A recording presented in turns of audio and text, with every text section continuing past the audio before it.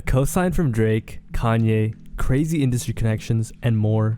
Fourbats might have had the craziest come up I've ever seen. By the way, did I mention his third ever song just got remixed by Drake? And a couple weeks earlier, Kanye said he was his favorite artist. So at first, when fans were seeing this guy's come up, they were like, wow, guy has a beautiful voice, he's insanely talented, and he's doing really well. This is amazing. But of course, like with everything in life, turns out, or seems like, Fourbats' story as a talented artist who just came out of nowhere and took over the industry is too good to be true. And he's been stamped with the label of an industry plant. However, these days everyone calls rappers who are signed industry plants. So is he really an industry plant? Let's find out together. Alright, so Fourbats originally blew up off of a live performance on one of those open mic shows, which we'll speak about later. But all you need to know is the song was called Act 2, Date at 8. And the song immediately took social media by storm in a very good way. I mean, this guy was just blowing up. All over Twitter, all over Instagram. If you were a fan of rap, you heard his song. However, it didn't take long for fans to find out that this guy had a manager who was quite a name in the industry, alright? For example, there's a tweet by someone who said, only 3 songs and 10 million monthly listeners is crazy. Fourbats is definitely going places. And then someone quote tweeted it and said, that's mad numbers for an independent artist with 3 songs. It's crazy how far you can go with just pure talent, hard work, and a manager who's a creative director at RCA. RCA is a music label underneath Sony. They have some pretty big acts like Doja Cat, Britney Spears, etc. You know, they're up there. And basically, what a lot of fans started getting from this was like, oh my god, he's an industry plant. His manager is huge in the industry. And this sparked like this whole debate about the whole thing. And it was mostly negative. For example, that same guy who called out the whole RCA manager said, him and his manager are clearly working hard and know what the TikTok audiences want, so you have to respect it. However, acting like your unique selling point is being independent when you have crazy industry connects and the promo budget of a small country is a bit disrespectful to real indie artists. I wouldn't really say it's disrespectful, but okay. Someone replied saying, any artist with some motion will acquire industry connections and budgets very quickly. As long as he doesn't sign, he's independent. Now we're comparing someone who is more independent than others, bruh. Basically saying like, what are we even doing? The guy replied and said his first song ever had more promo and playlisting than songs from already established artists, LOL. But there were some people coming to his defense. A guy named Kyle said, what a corny and hateful take. Don't diminish the work and relationships Amber built over the years because you don't have someone in your corner that can do the same. Whether you like music or not, Fourbats' compound success really actually started with a disruptive FTB. Okay, so he name dropped his manager, Fourbats' manager, by her first name, so I'm just gonna discard that tweet. But I do think it is a bit hateful. And there was some more defense, and this is a bit more unbiased. For example, someone named Fashionably Early said his manager has little to nothing to do with it. Fourbats is not signed to RCA, nor does RCA have any bit to do with his success. Fourbats is distributed through LV LLC through Vidya. Find out who owns LV LLC and you find the pot of gold as to why Fourbats is an industry plant to y'all. Never mind, they weren't defending him, they were trying to tear him down, and it looks like they did some decent digging because someone else commented under saying Vidya is owned by Gamma, which is a major label adjacent. The person said that still really has nothing to do with it. There's a big wig behind Fourbats. Just everyone I've seen on here talking about it, it's so off. So this guy is basically alleging that some music bigwig is behind Fourbats and is orchestrating this whole thing in this industry takeover. And I'm not gonna lie, like if you're a big name in the industry, like why would you do this? Like just want to pick some dude up, and it doesn't make sense. But we'll keep it in mind. You can point to whatever you want as the source of his success. The main point is that he is not as independent as we typically think of when we hear that word. Adding more reasons for his success just further proves my point than anything else. This guy said, I know I have proved your point more than you or anyone else, but music industry people gravitate towards what's streaming and working with the people. Fourbats has gone behind the scenes support in response to it going viral online. The virality is not due to the support. Turns out they were wrong because the manager was with her before, and I will play a video kind of explaining this. And most fans were like, okay, this guy is an industry plant. For example, someone said, Evil in My Tiny Pants said, they will try to lie and tell you that Fourbats isn't an industry plant when his management works for RCA. Do not let them gaslight you. But I'm not gonna lie, until now, you can't really get anything. There's a lot of surface level information, you know what I mean? And I'm gonna play a video where a guy basically, he kind of broke down that Fourbats was an industry plant. Or he didn't use the word plant, but said, hey, Or actually, let's just play the video. The whole video kind of began just because someone made like a TikTok saying, hey man, I can't believe you're pretending this guy's independent. And the guy said, hold on, let me step it up. Let me step up to the plate and explain to you how this works. And he said, basically showed proof that he was hit up by Fourbats management, or he'll show later how he was hit up as an influencer to promote his song. So here's what he said here. He basically said, hey, you guys don't understand this, but if you want to make it in the music industry, you need to have connections or you're cooked, you're done for. And then he very quickly brushed past the fact that, oh yeah, I mean, you know, most of these guys that have industry connections don't just have 3 songs, but you know, it is what it is. And I guess that's like a weakness in his defense, because, you know, people like to see that you've earned what you've done, you know, even if it's fictitious or even though it's not realistic. Like, they want to see some type of, you know, growth or movement. They don't want to just see some dude that just had all these tools and they were all deployed. And music aside, it's just not gonna bode as well with fans compared to the guy that, you know, grinded his way, got his manager, him and his, like, you know, OG manager just grinded their way out. You know, it is what it is. People are not gonna like it. But he had more to say. He basically exposed how he was hit up, and he explained that these labels or Fourbats' management, what they had done was they had hit him up through like a funnel method, basically. Or once again, I don't know why I'm saying it. Let me just play the video. Why are y'all lying? We all know he's not independent. We all know he's not independent, but he came out of thin air. So as somebody who actually works in the music industry and works very closely with independent artists and even major artists, let me tell you how powerful connections can be for your music career. Before he even blew up, I actually got hit up to promote his first song. I'm talking about this song had 0 plays to start out. What most people don't know or fail to realize is that if you don't have connections in the music industry, you're cooked. I'm sure do most people have a set of songs before they just blow up like how Fourbats did? Yeah, of course. Sometimes if you want to make it, it's about who you know. And I don't think we should fault somebody for knowing somebody in the industry unless they're hot garbage. Obviously, people like his songs. Now, looking back at it, it's pretty cool how I even got to do this promo. The guy who hit me up was Mr. Tastemaker on Instagram. Pretty cool guy in the time frame I've gotten to know him. Here's him congratulating us on my, milestone. If you can see it, this says October 10th, and then down there it says, it's for our artist named Fourbats. Then here's him sending me the audio. And then he himself actually works for a marketing agency. Oftentimes, small labels, independent artists, managers, they will often hit up the marketing agency to handle any type of promo. So basically, at first he started glazing because he was like, oh my God, I got this opportunity. All right, bro, here's a cookie. I'm just kidding. I didn't mean to be mean. But he basically explained that these smaller labels or, these managers, what they'll do is rather than directly hit up these influencers, they'll do it through a marketing agency, which I guess what he's saying is a way to mask this. And this is where I'll defend it. If you want to market someone, you'd usually hit up an agency. How it works. And that was it. And although he didn't totally go and expose him, he kind of did, because what a lot of people were saying was, or their argument or their defense of him was saying, hey, the support he got was due to the virality. The virality wasn't due to the support. Turns out it was true. The virality was due to the support. Kind of like a chicken or the egg thing. Okay, I don't know why I said that, but you get what I mean, right? Which one came before the other? Okay, looks like it's pretty obvious. So at this point, most people are thinking, God damn, bro, is he an industry plant? But we can't just say all these things and be like, hey, he's blowing up, he's doing well, etc., etc., etc. Let's look at some of his numbers, all right? Fourbats currently has he has 10 million Spotify monthly listeners. That is crazy. His song Act 2, Date at 8, has 80 million streams. Act 1, which is his older song, has 21 million streams, and Act 3 has 2.5 million streams. His song Act 2, this is the one that blew up in that open mic performance, entered at number 77 on Billboard. Currently it's at 68, but it peaked at 59, and with this Drake remix, it's definitely gonna rise to the very top. Maybe not the number 1 position, because we'll speak about the Drake feature later, but gonna do something. And according to Billboard, there is a major label bidding war.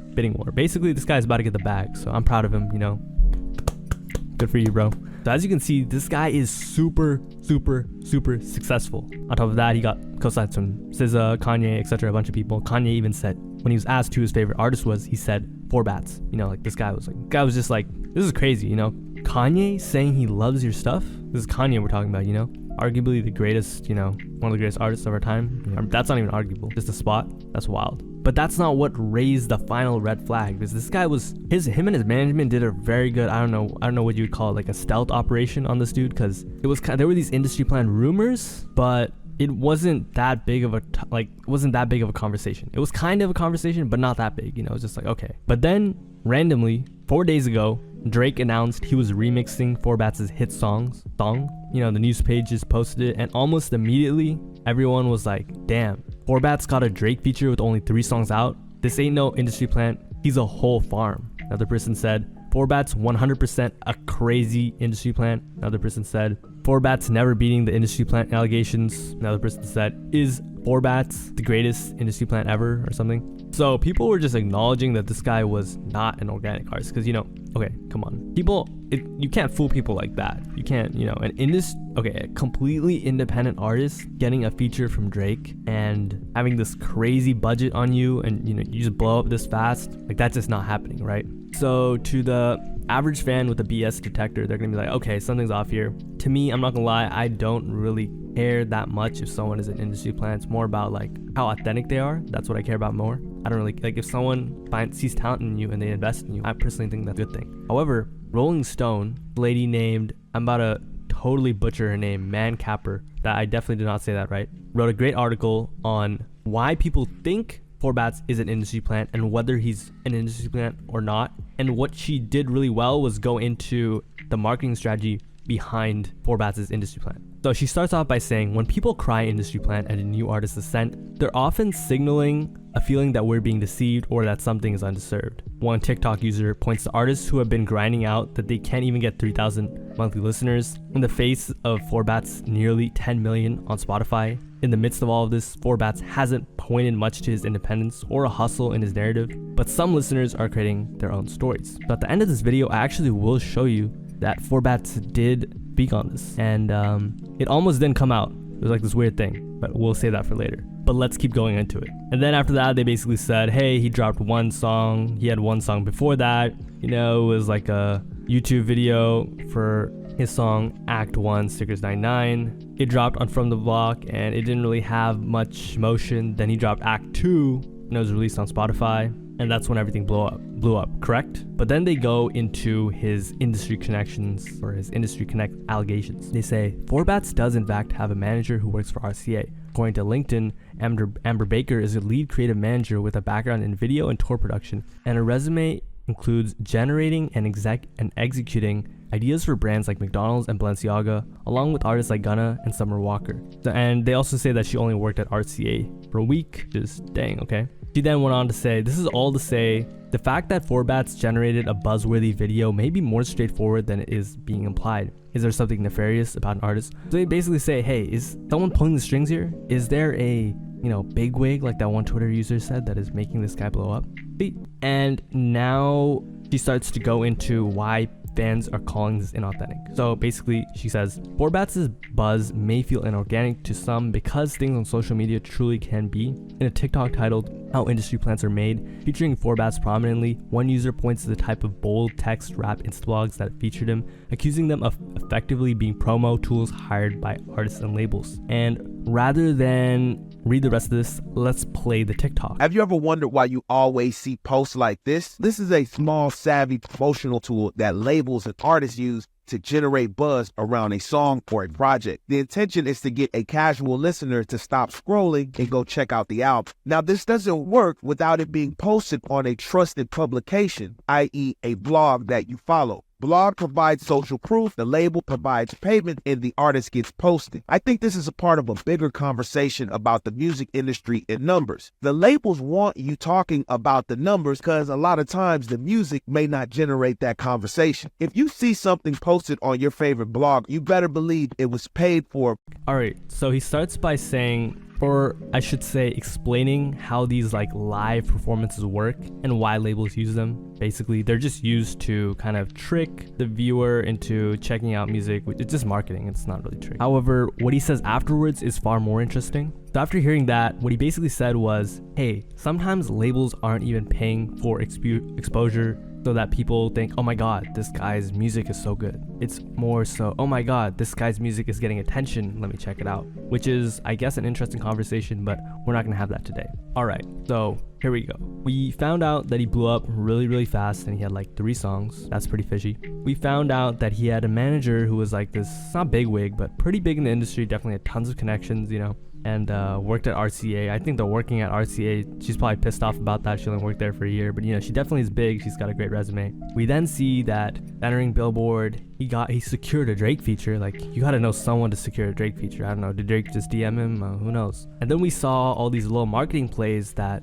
Fourbats' manager had made for him early in his career. So now we kind of got everything, you kind of got all the points. Let's settle it. But before we do that, I do want to say shout out to this manager. I'm not gonna lie, like, it's actually impressive how she blew him up. Pretty crazy, you know. I don't know if you've seen any of the other industry plants or how they were blown up, but it was just done in broad daylight. Like, definitely did it in an interesting way. Another thing I would like to point out is this whole idea of him being an industry plant was just the fact that the marketing was so good and just ended up being so good. Like, they didn't really intend for any of this, but I guess you still want to know whether or not he's an industry plant, right? So the definition of an industry plant, or at least what the internet defines it as, is an artist who portrays or who pretends that they're independent, but there's really like a big label engine behind them, and they usually have a past that, you know, the labels made them scrub, or, you know, their persona has been, you know, it's been polished by the label and the industry to fit a certain look, and they're just not who they say they are completely, you know what I mean? Like, there's a little two-sided trick of this. And Fourbats, we don't know too much about his persona because it has been scrubbed from the internet. There's something about his like brother's SoundCloud or something, I don't know, you can go look into that later,